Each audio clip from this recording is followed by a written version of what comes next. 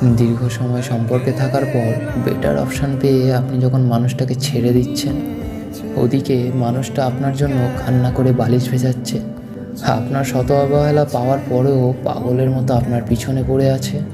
কি ভাবছেন মানুষটা প্রচণ্ড বোকা, নির্লজ্জ, বেহায়া, তাই না? না, মানুষটা আসলে বোকা নয়।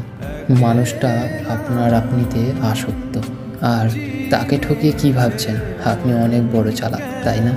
না, একটা কথা মাথায় রাখবেন, সব ভালোবাসাই কিন্তু ভালোবাসা থাকে না। দেখবেন জীবনে বেটার মনে করে যে মানুষটার কাছে গেছেন, তার কাছে কোনো এক সময় মাথা গোঁজার ঠাঁই পাবেন না। অতীতে আপনি যেমন করে ওই মানুষটাকে ভেঙে চুরমার করে দিয়েছেন, আপনার বর্তমান মানুষটিও আপনাকে ঠিক একইভাবে ভেঙে চুরমার করে দেবে। তাই ভালোবাসার মানুষটিকে অবহেলা নয়, তার ভালোবাসাকে মূল্য দিতে শিখুন।